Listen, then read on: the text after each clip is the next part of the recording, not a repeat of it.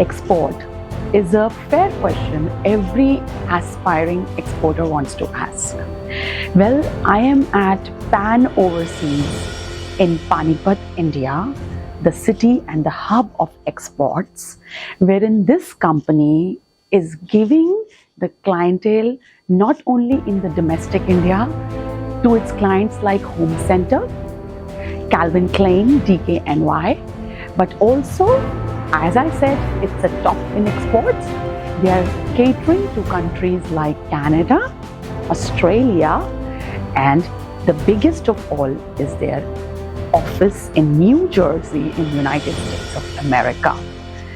So it's a complete honor, a privilege to make you all witness the journey of this sterling entrepreneur who has made his journey from rupees to countless dollars, which he has done, from commendable, from small to the biggest, how it began, how it all went.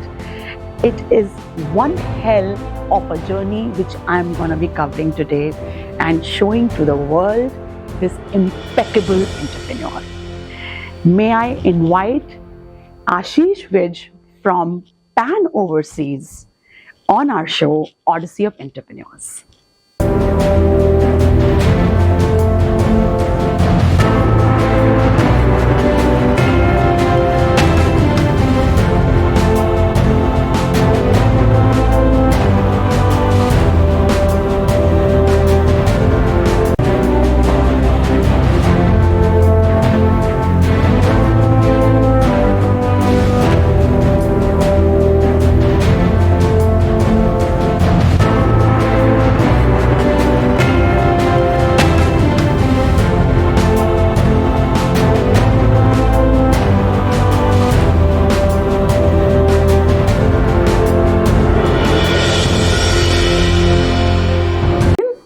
Okay, so my first and the foremost question which comes is that how did the organization started, Pan Overseas, and what was the breaking point for your organization? Great. So Pan Overseas is a family-run business. I'm the second generation in the business. Okay. My father and my uncle. Right. They started business 1974. 1974. Yeah. So wow. next year we'll complete 50 years of our being.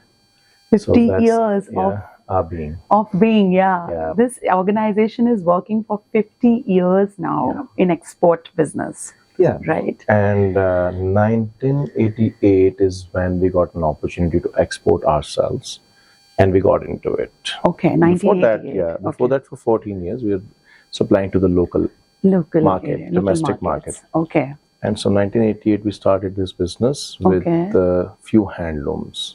Few handlooms. Yeah, wow. This is so proud inspiring. to say we still, thank you. Proud to say we still, and those handlooms are still a part of us. Right. We very proudly make hand-woven rugs today. Hand-woven Some of the products are on display today. We'll right. show you. We'd love to see that. Yeah.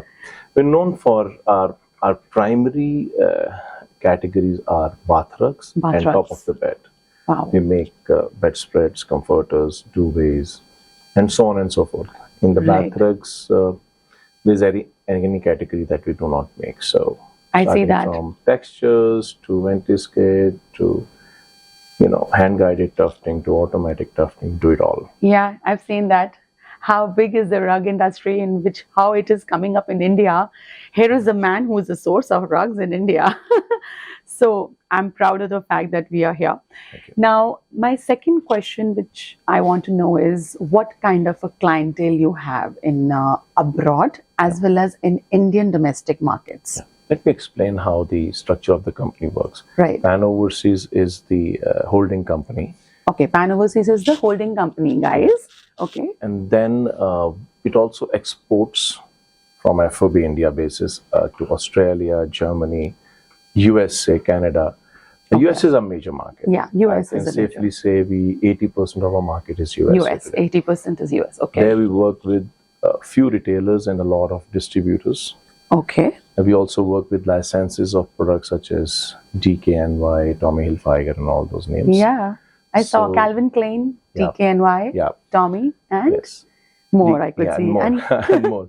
and So we are more. an OEM in that sense. We are Right. accredited, well-audited factory to make those products. Wow. Also, for our domestic division, we have a division called Pano, Pano, yeah. and which my younger brother Rahul, which looks into, Okay. and so that's a business growing by leaps and bounds. We came into domestic market almost 3 years back. So they are in domestic markets, guys, Yeah. and that means India is also the place where you can find their products in large quantities. The name of the brand is Pano, and it is available where? It's available all over. We have a network. Network. We are seen in many national stores, National independent stores like that. Okay. So it's Jagdish stores and places like Jagdish that. stores. Okay. Got So, it. so we are seen in those places. I have no reason not to believe that Pano will become a large entity in our group in the next 3 to 4 years' time. Given the diligence we're putting into it, given the expertise we have from before for decades, Right. and that's what the Indian retailers love about us. They love Yeah. to work with a factory such as us, where Such as us. Yeah. we have the whole lot of experience, infrastructure, quality delivered. So those are the winning points for us in Right. the The domestic market. infrastructure is myself a witness where I am standing here.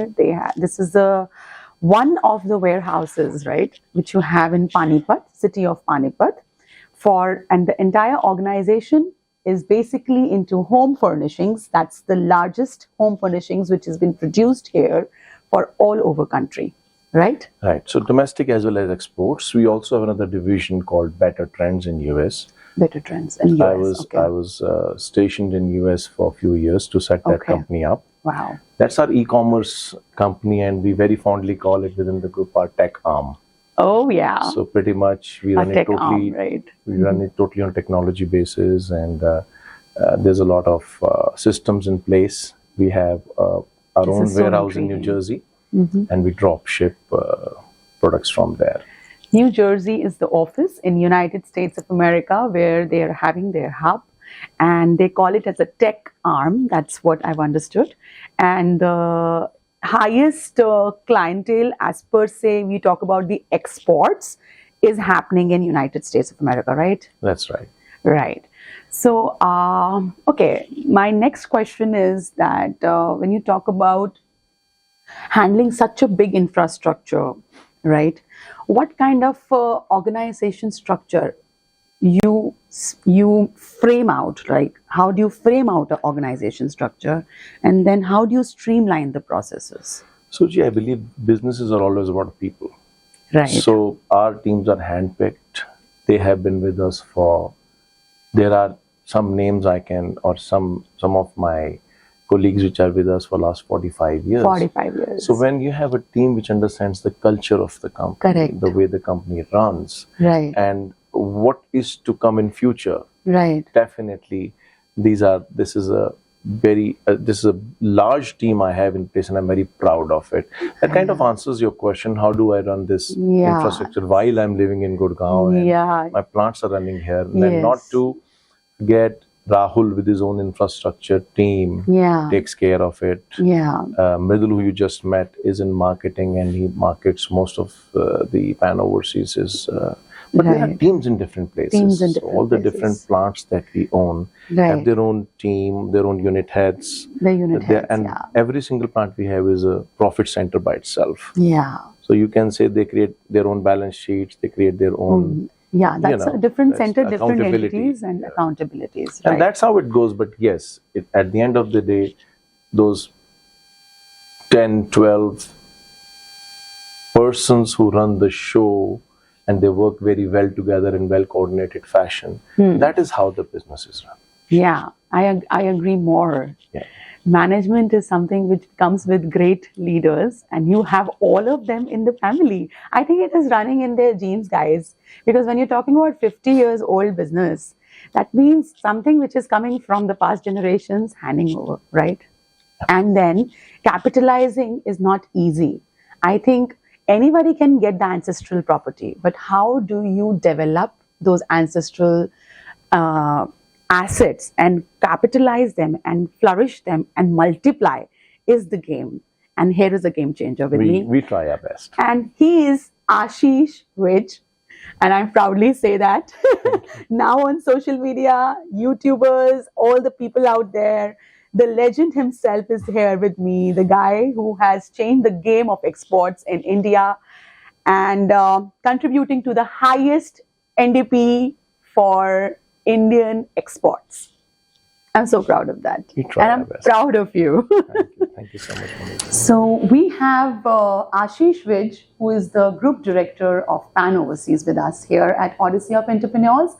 And well, Aashish, my next question which goes here to you is that what is the constant perpetual problems which you are facing in export business in context with the government regulations which comes? Well, generally the government has been very supportive in the export, but I think exporters is still one community which really thrives on its own. I think the whole sense of entrepreneurship is so great that any obstacles we do come by, we do tackle them, we face them, and we move along and do the business. Right. As to your question, if there are any particular points, I think since dollar, even though these days it's a little bit more favorable, but the fluctuation in dollars, the fluctuation in raw material prices, Right. Sometimes labor becomes an issue because of the different festivities in India. So those are some of the key points I believe are an ongoing challenge to the industry. Right. But again, I would say most of us have really learned the way. to tackle that. And most of these factors do come from these backgrounds. Right. And so the export, as long as there's a business in the international market, export business is always good. Right. It's never not good. It's never not good. It's always good. If the market is open to buy, yeah. Those are the things. That comes to a point very significant. I wanted to ask you about the COVID, guys. So in the COVID times, there was a huge setback to the entire nation, of course, and of course to the world, right? So COVID had an impact on your organization. Great question. The one large effect that COVID had on our business, my business doubled.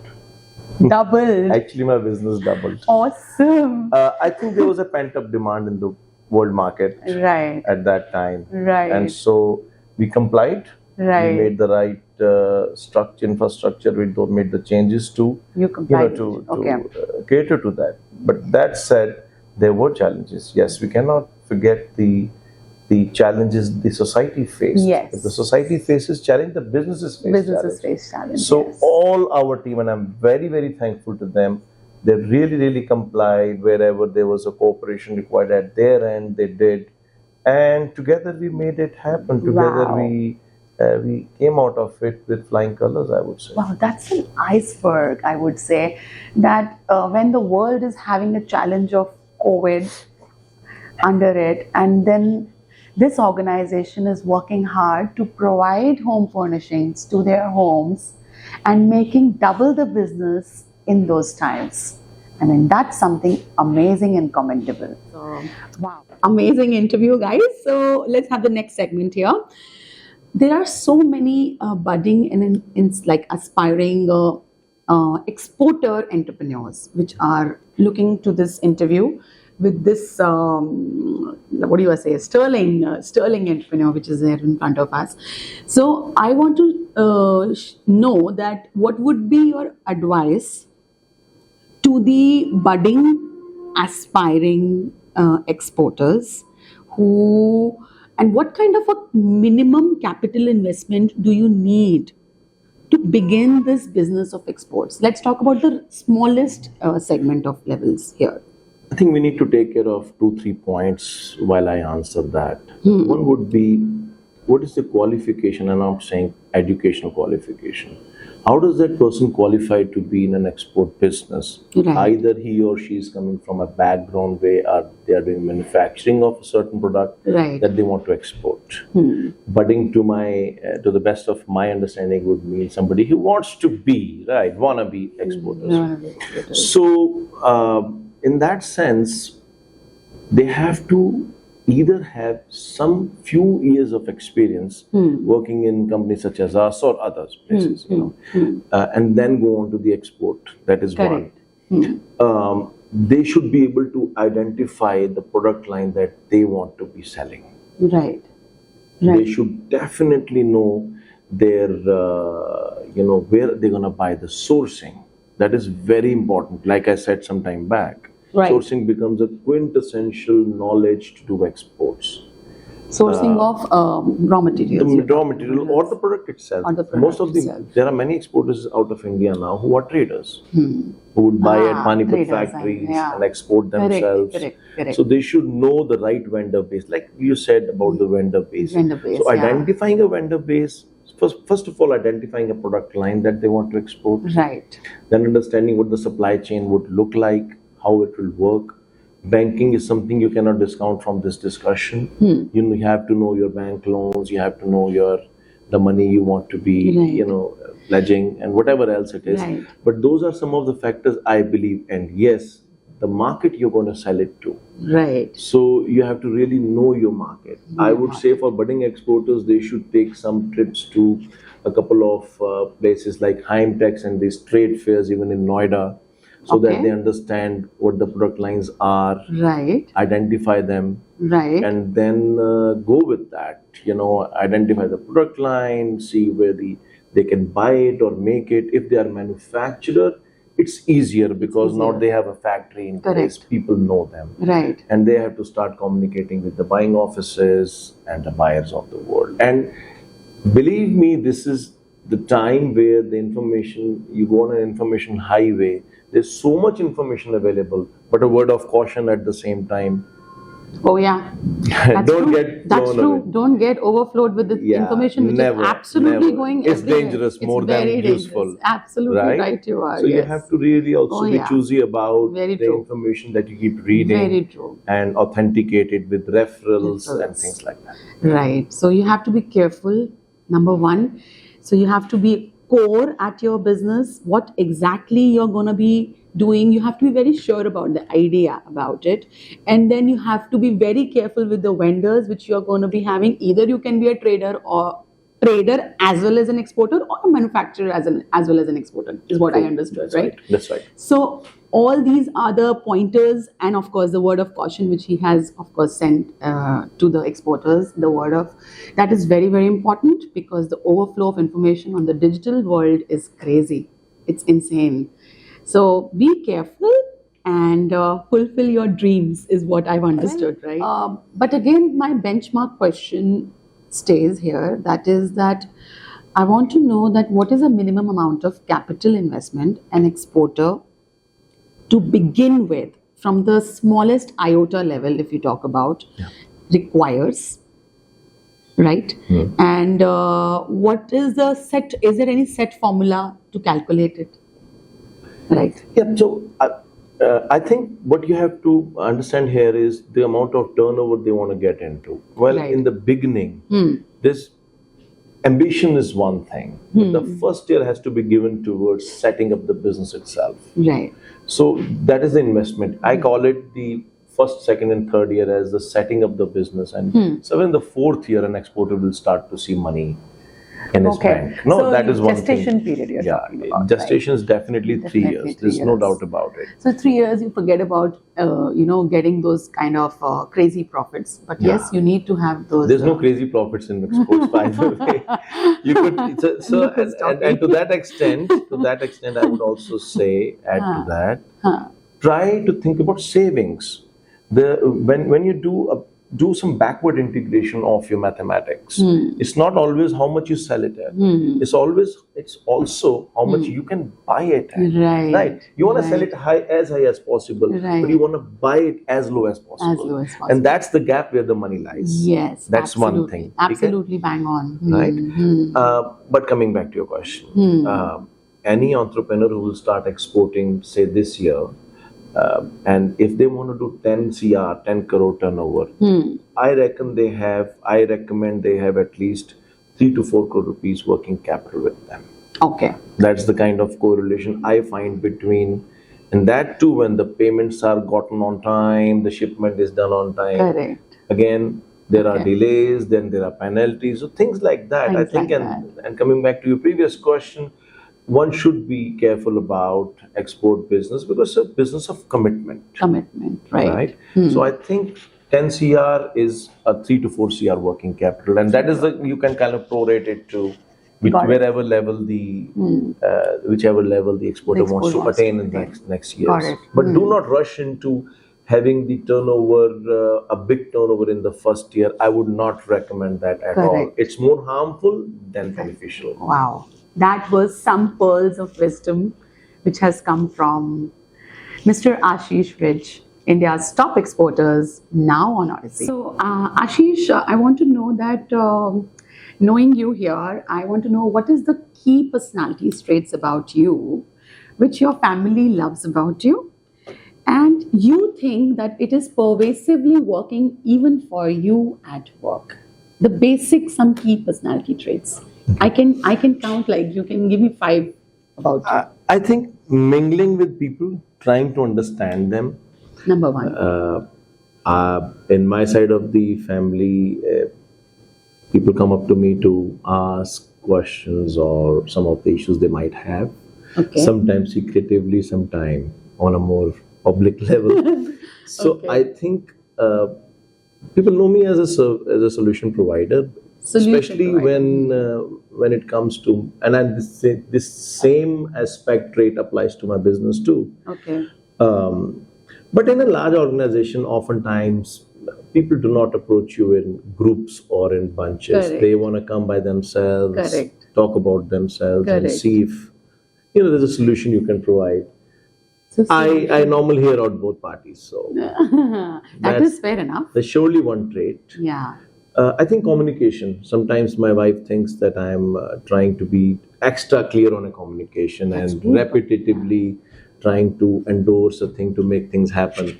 I think the same trait goes in my business. I'm very clear about how a certain aspect needs to be conveyed and be accomplished. Correct. Correct. Those are the 2 I can remember. Wow. I'm not full of traits as you believe I am. Oh yeah, you are. Well, I can count many. Though you being so humble, he's so humble, guys. But what he said, but I'll just translate into what he said. That justice, number 1. That is, he's very clear about both the parties being heard and then taking a call. And second thing which I've understood about him is that communication, the clarity. Wow, bang on.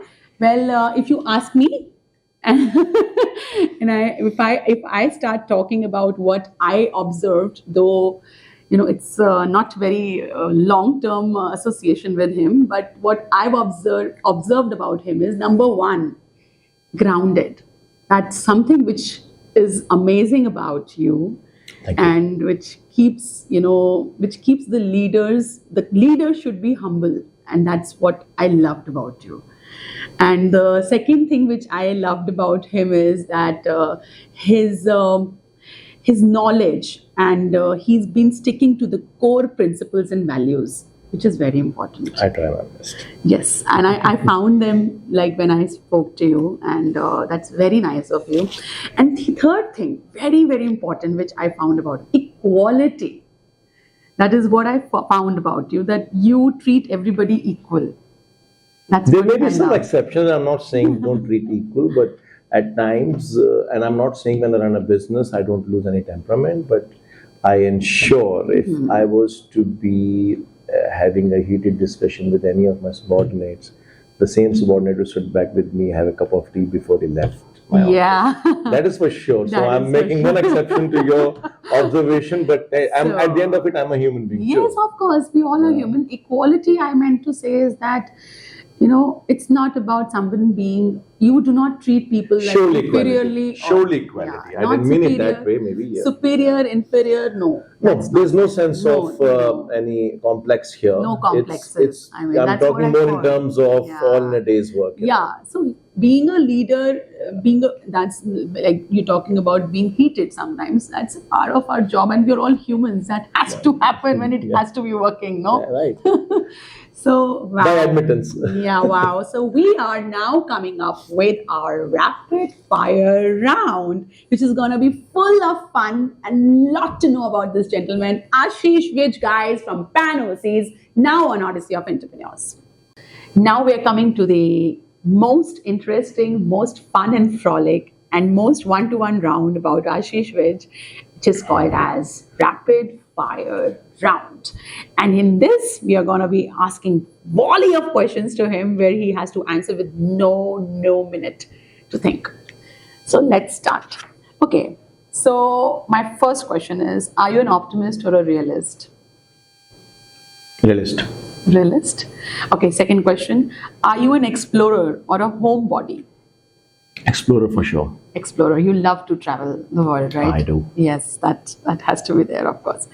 Breakfast food or dinner? Both. Choosing one then?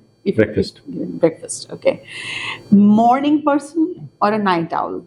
Morning. Morning. That I see from your stories. Suprabhat, and such a beautifully you come up every day. I love to see your stories, and thank you. Nice to see them. They're very optimistic. Okay, next is coincidence or fate? Most of the time, I trend towards fate. You're inclined for fate, right? Yeah. Okay. Okay, get it done first or wait until the last minute? Get it done fast. Get it done first. That's how it has to be, yes. Okay, win a close game or win an award? Win a close game. Yeah, okay. So that talks about how he is. That is, he doesn't want any accreditations from the world to know, to see what he's doing. He's very happy within his own self, with his own people, right? That's what it is. Have more time or have more money? At this time, at this place, have more time. Okay, nice. Right. Then next is French fries or chips? French fries. Me too. I love French fries. Okay, next one. Would you rather drive or fly? It depends, but fly. Long distance is better. Do you also know how to fly, like the jets and all? Have you ever tried your hand on that? No, I'm just asking. Like, it just intrigued me. Okay, the next one is very easy. iPhone or Samsung? iPhone? iPhone, yes.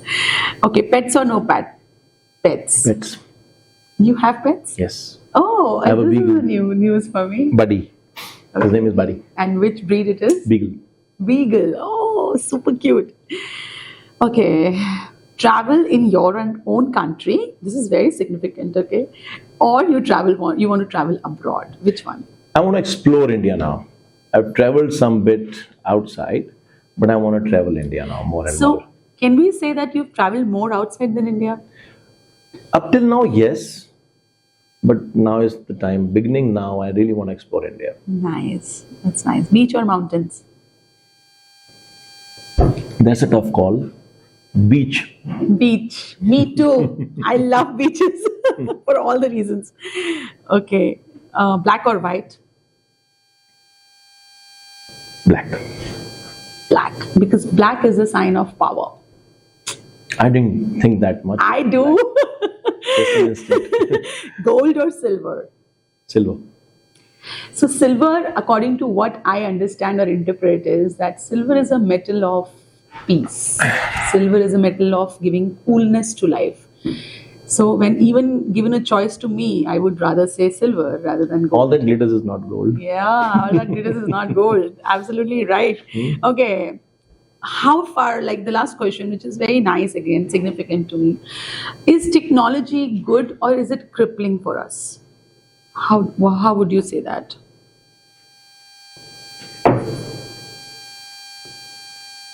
There's not a choice I can make between the two. I'd say on one hand, technology is very good. It really makes our life so much more easier. At the same time, we sometimes we get just engrossed, and we are just covered by the technology so much. So I think one has to strike balance and say technology is good, but we have to strike balance. Right, right. Okay, that comes to the end of the show, and we are coming with the army of Aashish, which Pan Overseas on your screens. We want to show to the world that what exactly it takes to an organization like this to be built, and what kind of an employee structure do the people have in such organization leading them. So here is a very big salute to Pan Overseas, to Aashish Vij, and this entrepreneur who is giving one eon of inspiration to the world. And we are very, very proud of you, Aashish. Thank you so much for having me on the show. Thank you. Yeah, thank you. Bye-bye. See you.